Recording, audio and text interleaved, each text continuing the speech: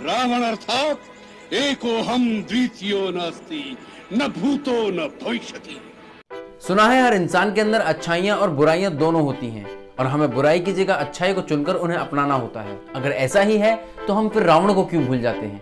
क्या रावण के अंदर सब कुछ बुरा ही था? उनके अंदर बुराइयों के साथ इतनी अच्छाइयाँ थी कि आज अगर हम उन्हें अपना लें तो हम पर्सनल और प्रोफेशनल दोनों ही लाइफ में एक सक्सेसफुल पर्सन बन सकते हैं। पर ऐसा तब होगा जब हम उनसे सीखने के लिए आगे बढ़ेंगे, लेकिन हम आगे बढ़ते हैं तो बस उनके पुतले में आग लगाने के लिए। आइए आज की इस वीडियो में हम रावण यानी गॉड ऑफ इविल्स के जीवन से कुछ अच्छाइयाँ अपनाते हैं। अगर आज आप रावण के जीवन से कुछ सीख पाएं तो प्लीज इस वीडियो को शेयर करें। हम हैं राइट ब्रदर्स और हम आपके लिए आगे भी ऐसी इंफॉर्मेटिव वीडियोस लाते रहेंगे।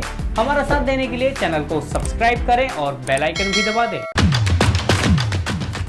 श्री राम और रावण के युद्ध के बाद जब रावण युद्ध भूमि में पड़ा अपने जीवन की आखिरी सांसें गिन रहा था, तब प्रभु श्री राम ने लक्ष्मण से कहा कि जाओ उससे जाकर कुछ शिक्षा ले लो, क्योंकि इस संसार से नीति, राजनीति और शक्ति का महान पंडित रावण अब विदा हो रहा है। तुम उसके पास जाओ और उससे जीवन की कुछ ऐसी शिक्षा लो जिसे कोई और नहीं दे सकता। तब लक्ष्मण रावण के चरणों में बैठ गए। लक्ष्मण को अपने चरणों में बैठा देख महापंडित रावण ने लक्ष्मण को 3 बातें बताई जो कि लाइफ की सक्सेस की हैं और हमेशा रहेंगी। शुभस्य शीघ्रम। पहली बात जो रावण ने लक्ष्मण को बताई कि शुभ कार्य जितनी जल्दी हो कर देना चाहिए। मतलब कि अगर आपने अपनी प्रोफेशनल या पर्सनल लाइफ में कोई पॉजिटिव डिसीजन लेने का सोचा है तो उसे जितना जल्दी हो सके कर दीजिए, क्योंकि कुछ लोग सिर्फ सोचते रह जाते हैं, कर नहीं पाते और बाद में रह जाता है तो बस रिग्रेट। रावण ने लक्ष्मण को बताया कि अपने शत्रु या फिर किसी को भी खुद से छोटा नहीं समझना चाहिए। मैं ये भूल कर गया। मैंने जिन्हें साधारण वनवासी, वानर और भालू समझा, उन्होंने मेरी पूरी सेना नष्ट कर दी। रावण ने लक्ष्मण को तीसरी और अंतिम बात यह बताई कि अपने जीवन का कोई राज हो उसे किसी को भी नहीं बताना चाहिए। विभीषण मेरा भाई था और मेरी मृत्यु का राज जानता था और यही मेरे जीवन की सबसे बड़ी गलती थी। अगर विभीषण को यह राज न पता होता तो आज मैं ऐसे लाचार न पड़ा होता, बल्कि तुमसे युद्ध कर रहा होता। साथ ही और भी ऐसी बातें हैं जिन्हें हम रावण से सीख सकते हैं। इतना बड़ा राजा और शक्तिशाली होने के बाद भी रावण कभी सेटिस्फाइड नहीं रहता था। उसमें कुछ नया सीखने और करने की इच्छा हमेशा रहती थी और इसीलिए वो नए यंत्र, शस्त्र, अस्त्र बनाता रहता था। हमें भी ऐसा ही करना चाहिए। लेकिन अगर आज आप यूथ को देखें तो आपको पता चलेगा कि अधिकतर लोग गवर्नमेंट जॉब करना चाहते हैं। अब इसका रीजन तो आपको पता ही होगा। रीजन ये है कि हर किसी को लगता है कि गवर्नमेंट जॉब एक सेटल जॉब होती है, जहाँ से कोई किसी को नहीं निकाल सकता, चाहे वो काम करे या नहीं। रावण महान तपस्वी था।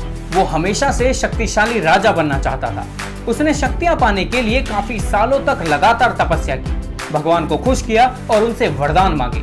फिर उन्हीं शक्तियों की वजह से खुद देवता भी उससे डरने लगे थे। दोस्तों, लगन में बहुत ताकत होती है। अगर आपने किसी चीज को करने की ठान ली तो उसे करिए, चाहे उसमें कितना भी टाइम लगे।